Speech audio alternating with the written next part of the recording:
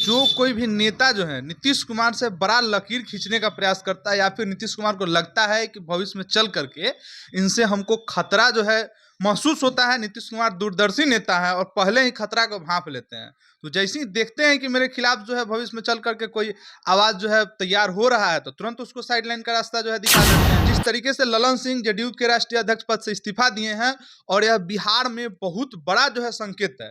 हो सकता है भविष्य में ललन सिंह जो है जेडीयू को तोड़ दे, जिस तरीके से आरसीपी सिंह तोड़े, उपेंद्र कुशवाहा तोड़े। हो सकता है ललन सिंह जो है जेडीयू के विधायकों को लेकर के आरजेडी के साथ चले जाए और वहां पर सरकार बन, क्योंकि लगातार देखा जाता रहा है। नीतीश कुमार को भी इस बात का डर था क्योंकि ललन सिंह का नजदीकी जो है लगातार लालू यादव से जो है बढ़ता जा रहा था। कहीं जेडीयू नाम की जो पार्टी है आने वाले समय में बिहार के राजनीतिक पटल से गायब होने जा रहा है। निश्चित तौर पर एनडीए कभी भी जो है जेडीयू से किनारे होते इंतजार कर रहा है, हाथ फैलाए खड़ा है कि आ जाइए नीतीश बाबू। लेकिन हाँ, एक शर्त है, जेडीयू को स्वीकार करेगा, नीतीश बाबू को स्वीकार नहीं करेगा बीजेपी। नमस्कार, रिपब्लिक बिहार देख रहे हैं आप। मैं हूं आपके साथ सुंदर कुमार।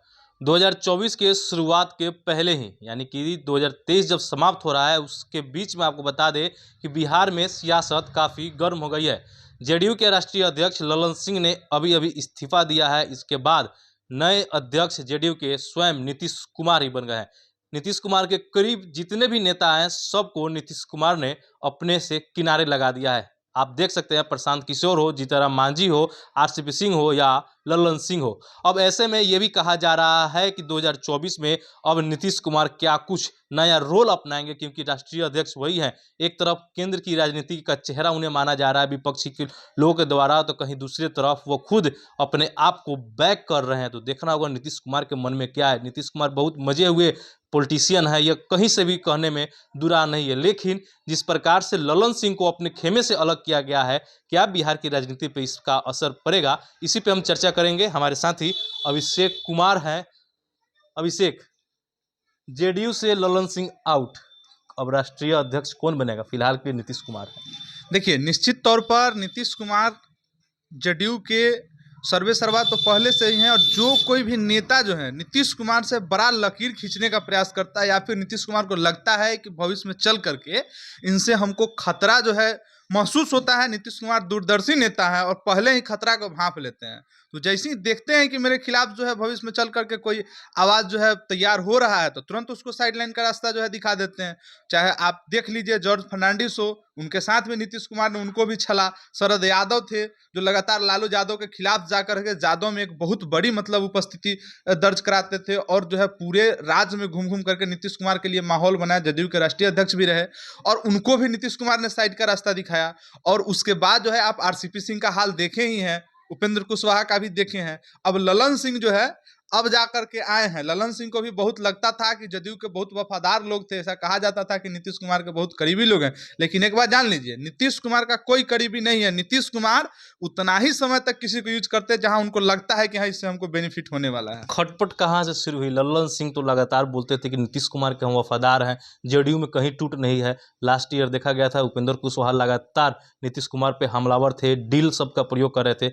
या नीतीश कुमार केंद्र की राजनीति में जाकर के जेडीयू का विलय कर देंगे राजद में और तेजस्वी मुख्यमंत्री बनेंगे, यह माना जा सकता है आने वाले दिनों में? देखिए, निश्चित तौर पर इस बात को माना जा सकता है क्योंकि जिस तरीके से ललन सिंह जेडीयू के राष्ट्रीय अध्यक्ष पद से इस्तीफा दिए हैं और यह बिहार में बहुत बड़ा जो है संकेत है। हो सकता है भविष्य में ललन सिंह जो है जेडीयू को तोड़ दे, जिस तरीके से आरसीपी सिंह तोड़े, उपेंद्र कुशवाहा तोड़े।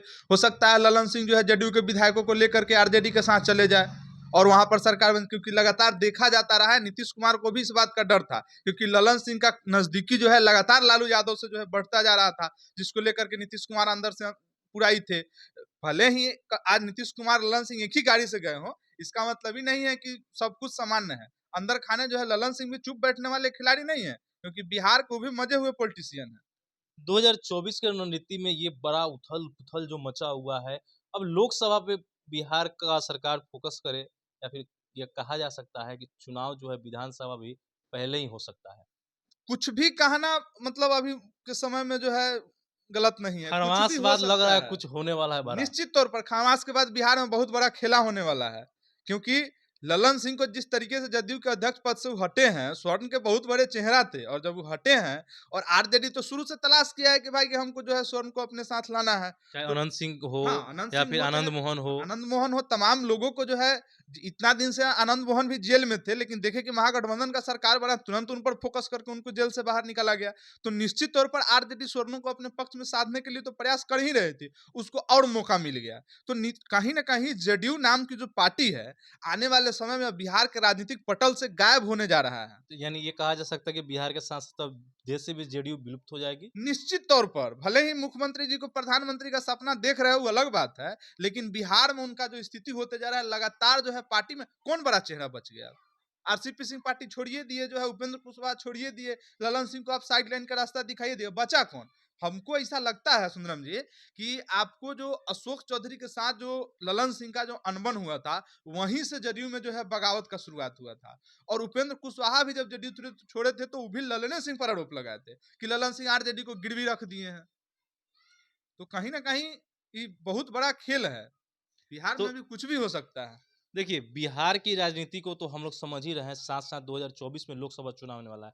लगातार जेडीयू के खेमे से अभी तक कोई ऐसा बयान नहीं आया है, जिसको लेकर के हम लोग ऐसा कुछ मान लें कि जेडीयू में अभी फ़िलहाल ठीक चल रहा है। लेकिन जिस प्रकार से ललन सिंह का आज इस्तीफ़ा आया और उसके बाद जेडीयू की तो अभी बैठक चल रही थी, थोड़ी देर पहले नीतीश कुमार भी मीडिया से अभी कुछ कहे नहीं है। देखिए, अब ज़ाहिर-सी बात है कि अगर हम बात करें अगर बिहार में तय समय से पहले अगर सरकार में उथल-पुथल होती है और एनडीए में जेडीयू जाना चाहे, राजद को छोड़ दे और पूरा पार्टी को एनडीए में अगर लेना चाहे, तो क्या समीकरण होगा? क्या एनडीए जेडीयू को अपने साथ ला करके नया सरकार बना पाएगी? निश्चित तौर पर एनडीए कभी भी जो है जेडीयू से किनारा होता इंतजार कर रहा है, हाथ फैलाए खड़ा है कि आ जाइए नीतीश बाबू। लेकिन हाँ, एक शर्त है, जेडीयू को वो स्वीकार करेगा, नीतीश बाबू को स्वीकार नहीं करेगा बीजेपी। क्योंकि अमित शाह कई बार कह चुके हैं कि नीतीश कुमार के लिए मेरा सारा दरवाजा बंद है। नीतीश कुमार के लिए बंद है, जेडीयू के लिए आज भी खुला है, अगर जाना चाहें तो। लेकिन हाँ, शर्त यही होगा कि बीजेपी का मुख्यमंत्री होगा। बीजेपी चेहरा हो मुख्यमंत्री, चाहे जिसे हाँ। भी बनाए, नीतीश कुमार फिर कहाँ जाएँगे? क्या उन्हें केंद्र में मंत्री बनाया जाएगा या मान लें कि नीतीश कुमार का अब कहानी खत्म, इसके बाद से पॉलिटिक्स नीतीश खत्म? कुमार का तो पॉलिटिक्स ऐसे भी खत्म है, क्योंकि बाएं में जो है खाई है, और दूसरे तरफ जो है कुआं है। खाई और कुआं वाला स्थिति में नीतीश कुमार अभी पहुंचे हुए हैं। किन्ने कहीं भी जाए उनको सम्मान मिलेगा नहीं। आरजेडी भी लगातार उनके ऊपर प्रेशर बनाए हुए है, इसी के डर से वो ललन सिंह को भी हटाए। तो आरजेडी भी प्रेशर बनाए, हो सकता है कि ललन सिंह जो है कुछ विधायक लेके आरजेडी के साथ चले जाए और वहां पर तेजस्वी को मुख्यमंत्री बना दे, ललन सिंह डिप्टी सीएम बन जाए, ये भी संभावना है। संभावनाओं पे राजनीति आधारी है, देखना होगा आने वाले दिनों में क्या कुछ होगा। नीतीश कुमार के लिए बहरहाल ये कहा जा सकता है, आगे कुआं पीछे खाई, पानी में जहर मिला हुआ है, पिएंगे तभी मरेंगे, नहीं पिएंगे तभी मरेंगे। बिहार की राजनीति काफ़ी गर्म है, देखना होगा आने वाले दिनों में क्या कुछ होगा। हालांकि कहा जाता है कि खरमास के महीने में कोई भी शुभ काम नहीं किया जाता है, तो ऐसे में देखना होगा जब खरमास उतरेगा तो बिहार की राजनीति में क्या कुछ उथल पुथल होगा और साथ साथ बीजेपी को इससे क्या लाभ मिलेगा, इस पे भी हमारी नज़र बनी रहेगी। फिलहाल के लिए खबर में इतना ही। बने रहिए रिपब्लिक बिहार के साथ। आप सभी का बहुत बहुत धन्यवाद।